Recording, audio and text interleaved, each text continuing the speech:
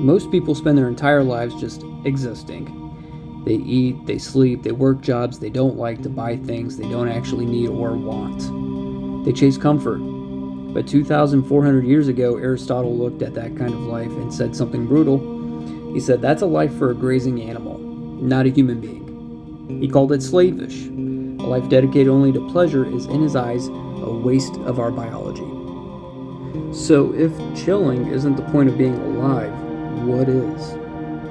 Today, we're diving into the ethics of aspiration. We're moving past right and wrong and asking a much bigger question. How do you turn your life into a masterpiece? So if chilling isn't the point of being alive, which I thought that was the whole goal, was to get to the point where you can lounge back on a beach, eating chicken wings and sipping mojitos all day long, right? So if that's not the point, what is it? How do you turn your life into a masterpiece? That's the question we're going to be addressing today. To understand excellence, we first have to understand function.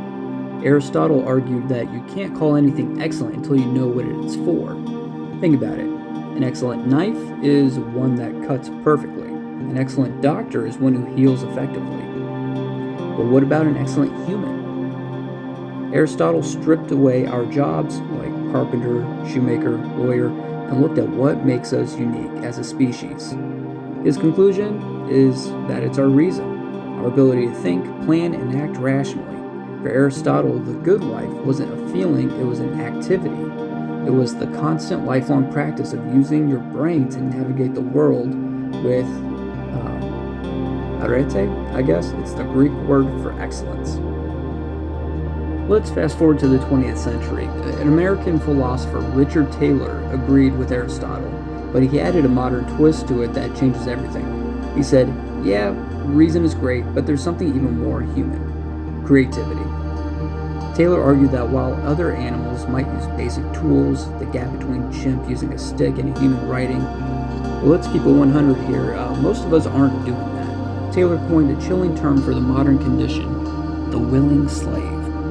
Most people don't invent their lives. They adopt off-the-shelf identities, stuff they can just pick up and go with. They think what they're told to think. They want what advertisers want them to want, and drift through a life of dead kinship with the beasts. What Taylor and Aristotle were saying is that if you're just eating, sleeping, and reproducing, you're just an animal in a nicer house.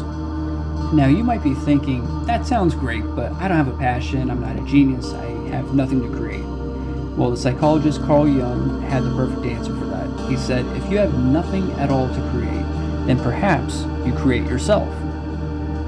This is what Nietzsche called the great and rare art of giving style to one's character. Your life is your work of art. You are the sculptor. And your habits, your mind, and your personality are the marble. You don't have to be spectacular to the world. You just have to project an ideal for yourself and then attain it. So why don't more people do this? Because it's terrifying. It's much easier to follow the crowd than to risk ridicule in the pursuit of excellence. It's easier to be a grazing animal than a creator. As the philosopher Spinoza famously wrote, all things excellent are as difficult as they are rare. So what are you building today?